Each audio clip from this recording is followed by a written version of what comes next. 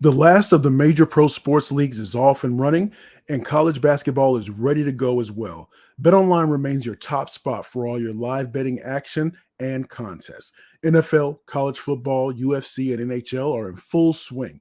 BetOnline is your number one source for your wagering news, odds, trends, and predictions.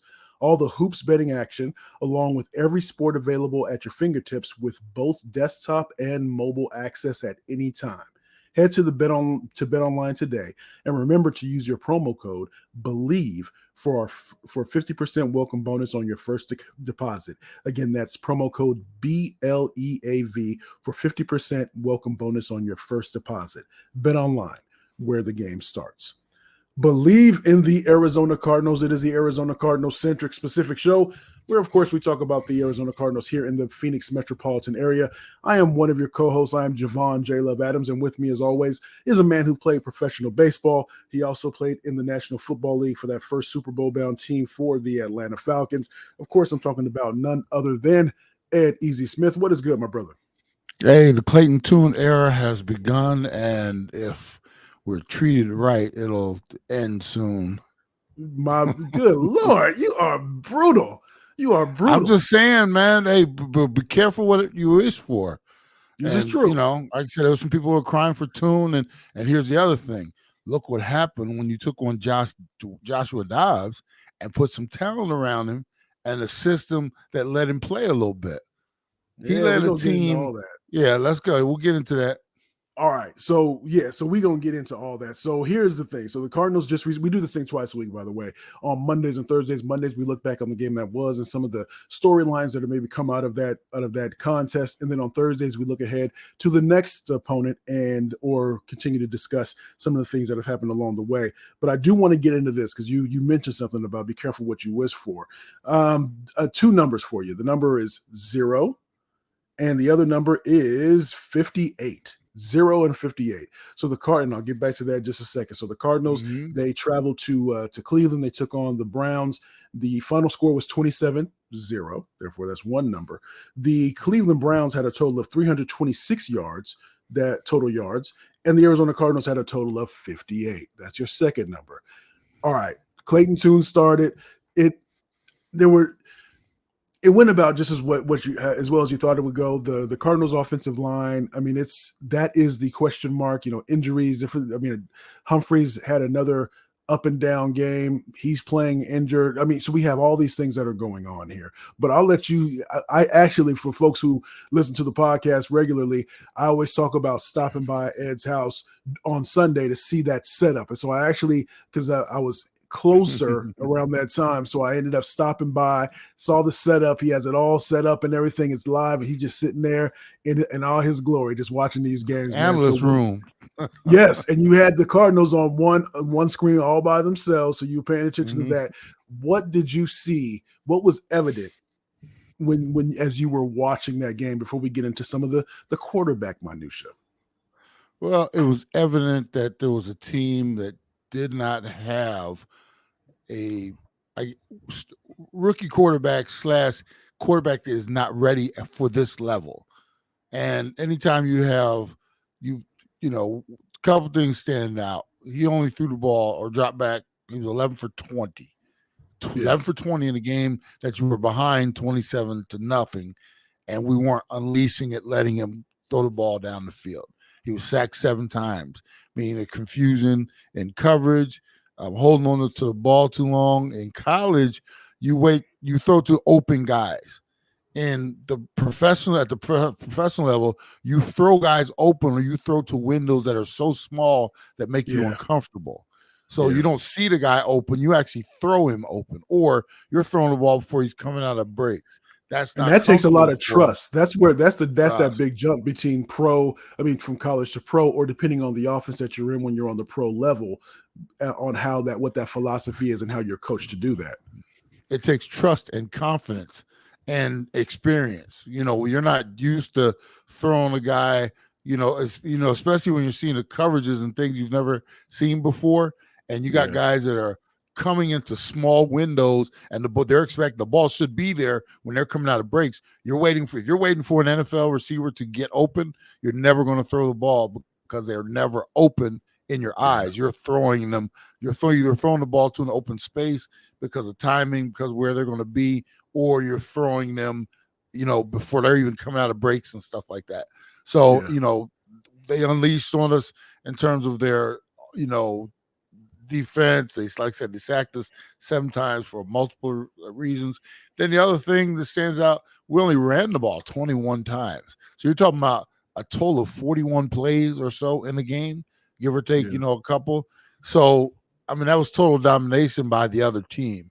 They played, they ran the ball 40 times, threw the ball 30 times. So 70 plays to 41, just a total, we weren't experienced enough at the position. And I kept saying, be careful what you're wishing for, because you didn't want to see Tune this early in the season unless you bring Kyler Murray back very soon. And then we were Right. kind of forced into it because they did make the trade for, they traded away Joshua Dobbs, and which would tell you Joshua Dobbs was doing at least a halfway decent job, because we have not looked this bad yet this season until now. Okay. So, like I said, we that was bad. Let's get into a few things here then. So we're going to stay on the quarterback. So this wasn't on our run sheet, but since you watched the game, so because I was ripping and running a little bit, so I was in and out of the game, so to speak. How did Deshaun Watson look to you? Did he look? He looked a little bit erratic to me at times. I know that he had what for the game he had. He 19 was for 30, 19 for 30, 213. 219 yards, but he looked a little bit shaky at times. Some of the short throws, they seems as if he was short on the short throws and off in terms of his accuracy. What did you see from Deshaun Watson? I'll use a term, and I'm not taking it lightly because I know what it means in the real world. But since he's come back from all his issues on and off the field, meaning past this stuff, and he's gotten back, he's got big contract, and he's now playing, he looks like he has PTSD, man. Like he is shell shocked from something. Like he is not his former self. There was a time when he was with Houston, he was like, when you said elite quarterback, he was on the fringe of that list. He was always, if you just put some talent around him, or because he's playing in Houston, he's getting a raw deal because that dude can play. He looks like he is like shocked. He's never recovered from that 2 years off, year and a half, 2 years off, and never recovered from the damage even to his reputation. He actually, he made a play yesterday at some point when they were already up 27-0, and he got a first down, and he got up and did the first down point like he had really done something. And I looked at Quentin looked at me, and we were like, bro, slow your roll. One, it's the Cardinals, and you really haven't done that much. But to him, maybe he was trying to get that confidence back, that roll back, or swagger back, because he does not look like himself. Throwing the ball, running the ball, control of an offense, nothing. He looks like a mere, former great quarterback who, for whatever reason, and here's the other thing, Jay, maybe that offense does not fit him. Maybe he's in the wrong place doing the wrong thing. It just doesn't, there's something that's not quite fit. It just doesn't quite get it, Jay. Doesn't quite curl quite right. Yeah. Right, because maybe he's not straight drop back guy, or maybe he was more kind of drop back and just make it up as you go, but he is not fitting well in that offense, and something doesn't look right. Like I said, mentally, physically, everything. And I told you when you stopped over, every time he gets tackled, I'm waiting for him to get up and do the shoulder thing. And then, and before you know it, when they did get to a point where they took him out of the game, it was a wash, and they put PJ Walker in, but that was more because the game was out of hand anyway. But something like you're right, something just does not look right with him. All right, so Bleav in the Arizona Cardinals. He's Ed Smith. I'm Javon Adams. Before we get to Kyler, because I can't wait for you to just continue to give your opinion on Kyler Murray in that situation, because it gets more complicated by the moment. But Joshua Dobbs was traded last week, traded to the Minnesota Vikings. What was supposed to happen was that he was probably supposed to take this week or this yesterday, this Sunday, to kind of Yeah. start to get familiar with the cadence, with what the playbook looked like, etc., and then probably starting week 10, right? But what it looks like ended up happening was the rookie got injured, concussed, and he was thrown into action, and he did a really good job. I mean, he had no practice with the team. He had to learn cadences on the sideline. I know that that when he left, the Cardinals were 1-7. Now we're 1-8. They were 1-7, but he's part of the blame for that because some of the bad decision making, but he's a backup, right? So the longer that you let a backup play, the higher the increased probability that he's going to perform poorly, or it just happens like that. But I thought that he did well for what he was asked to do when he was here.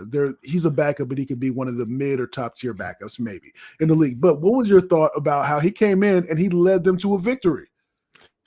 Bro, what he did here for the 1-7 Cardinals was good. What he did for the now 5-4 Minnesota Vikings was off the chart. Amazing. Yeah. I've never seen anything like it. It's not like it was a tight end you were plugging in or defensive lineman who you say, hey, just go get the quarterback, or even a wide receiver to run this route. This dude came in 3 or 4 days, learned a new offense with new terminology, and wasn't expecting to play, and was forced into action. I was surprised they even had him active, because it's like, there's no way, even if the other quarterback, there's no way, we got to have somebody else ready to go, because this dude just got here on Tuesday or Wednesday for a Sunday afternoon game, right? The fact that the other quarterback goes out there, and that was a rookie mistake, he goes out there trying to plunge in from the 1-yard line, gets concussed, and it's like, wait a minute, who are they bringing in? And he came in, and at first I was like, I don't even feel that's not right, because he had a couple bobbles, he an interception, he got forced fumble, and it's like, that dude is out there, his head's got to be swimming, right? Then all of a sudden you're watching, and of course the Atlanta Falcons, of course I picked them, and he started, you could tell he started getting more and more comfortable, and he started finding his tight end. They got the running game incorporated, and next this dude, he's out there making audibles at the line. That rocket science education or whatever he's got, that is for real. This dude is out there with new terminology, everything, calling plays, stopping plays, going to audibles, ran a touchdown in from about the 17-yard line, threw another one, and then he leads them on a drive to win the game, get the winning score. And it's like, wow. One, you could see his exuberance. And this is a dude that is so well traveled and so well liked. And it was like, I'm saying to myself, you always hear, man, it's hard to root against that guy. Bruh, I am now a Joshua Dobbs fan for life. Regardless of where he goes. That's what Elijah said. That's what Elijah said. He said when he was playing, he said, "Oh yeah, go Dobbs, yeah, go Joshua Dobbs," because you empathize, if nothing else. That, man, this has to be what you're able to do. Yeah, the results or the W's and the L's haven't been in the right column, so to speak. But you appreciate his attitude and the way calling for your head, and imagine this day. Imagine this when neither one of us are actors, right? And somehow we got thrust into, you went to a play, and it's Hamlet or something like that, or Othello, something deep, and they just went out in the yard, and the main actor went down. Hey, you right there in the front row, we need you to come help us out real quick, right? 5-10 minutes before the show. Hey, take a look at this. We need you to play Romeo in Romeo and Juliet. And you're like, well, wait a minute. I know the basics, where Romeo, where for art. I don't know anything other than that. Hey, that's okay. We're going to figure this out as we go along. Okay, lights, action. And it's like I said, you just go. That's what he did. So they blew my mind. I've been in the huddles before when the quarterback, bro, he didn't even know dudes' names. He didn't know. I mean, 54. 26. Come on, man.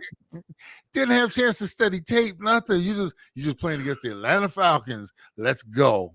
Action. And that dude pulled it off. I got nothing but love for him. And at the same time, like I said, Cardinals fans who, man, look, well, we need to get Dobbs in there, or Clayton Tune. Yeah, you got to see Clayton Tune yesterday.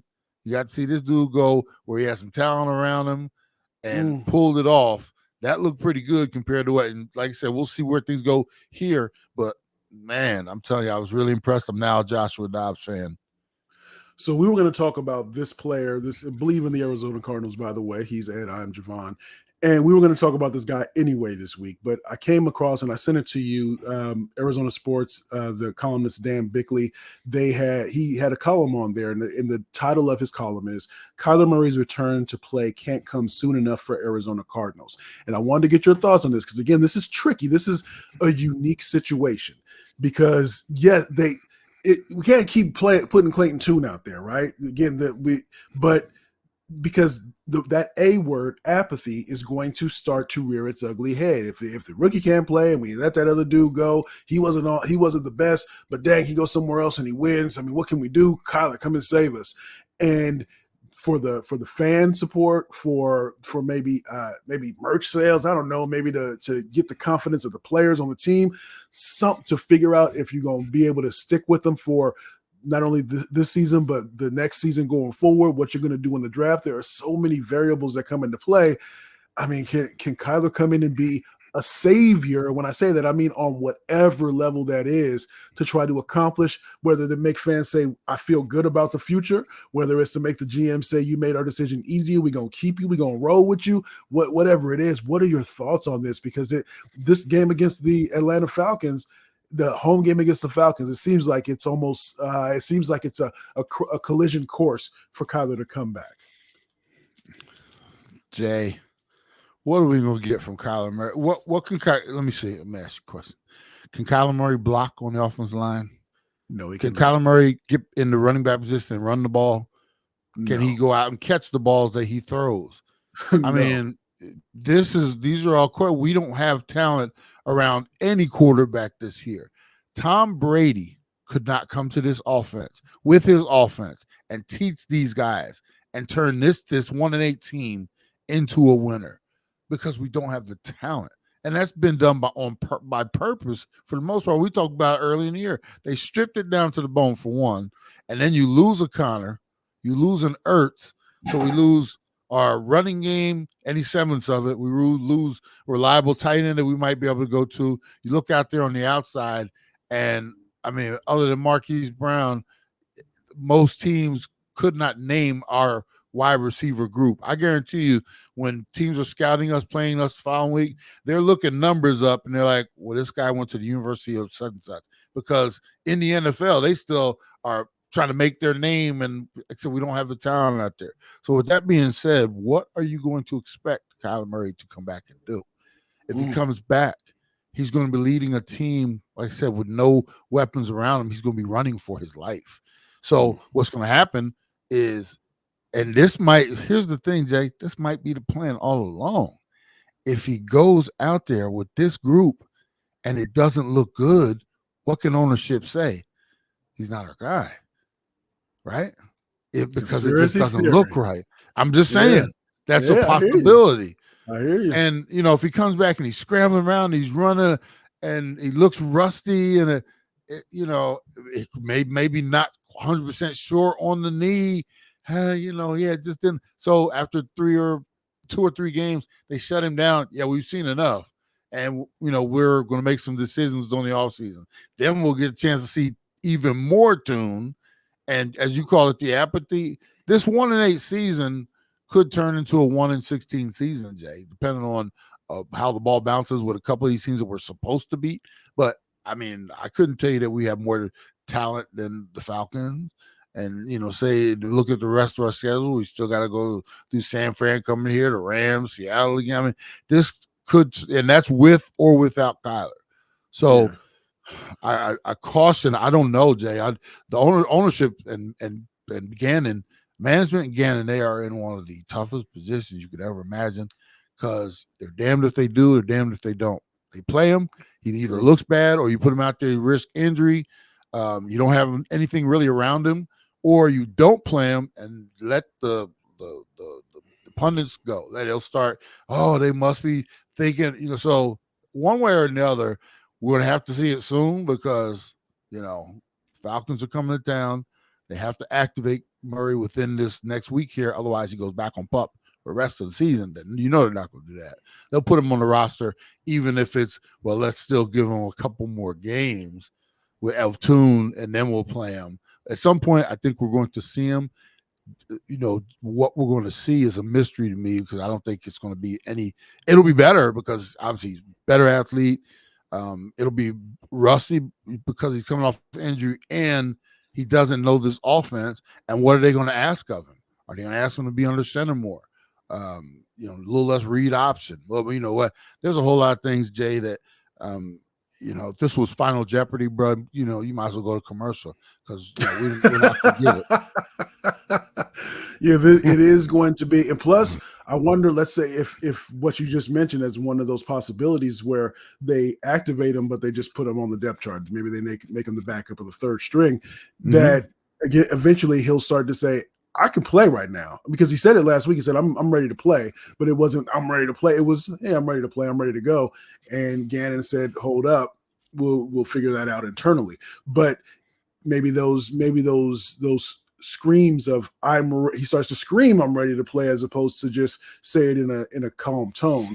And that might become an issue, and the heat starts to increase when it comes to the team and how because there's so many different variables when it comes to this situation because of the uniqueness of the injury, given the new regime, given how bad this team is going to be or is. That becomes a big question, and it's going to play out like a soap opera, quite possibly.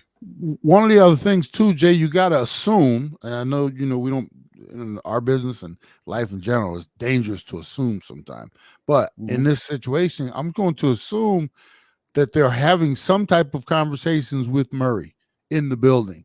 We just haven't been privy to it. He hasn't stepped in front of a camera or a microphone, and they're keeping it mum as well. But he's in and out of meetings now. He's going to practices, no longer straight rehab and stuff like that. You think he's part of the team again, right?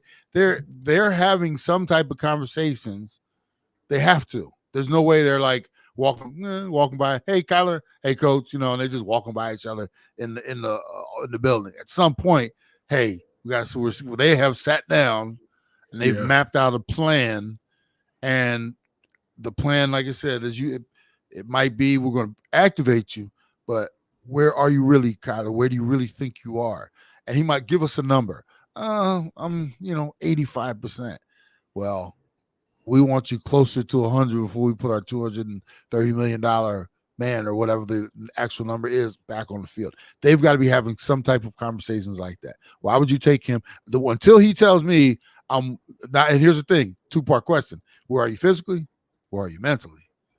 So he's got to give me 100% on both. You might look good and practice and everything like that, but our goal is not to get 90% of Murray back out there because of all the things that you said, injury, what's going to happen next year once this horrible season's over, lack of weapons, everything. I need 100% or 99.9, whatever it is, before I'm taking my, $1 million baby and putting them out there. So they're having some type of conversations. We just don't know what they are.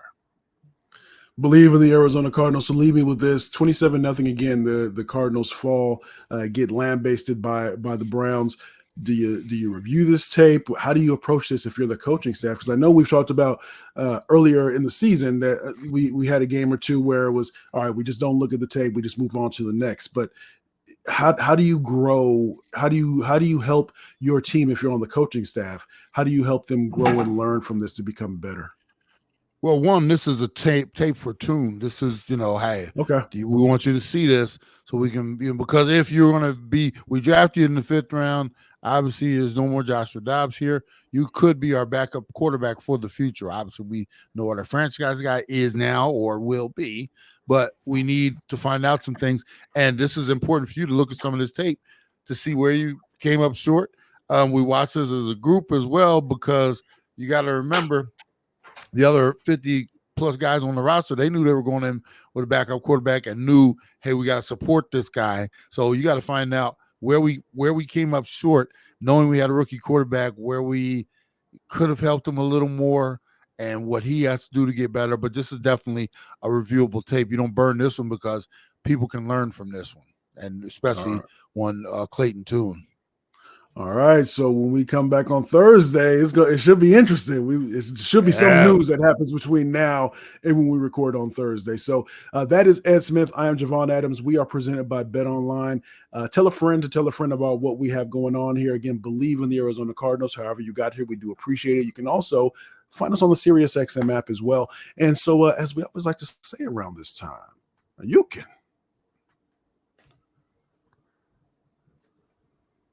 I'll say it again. You can.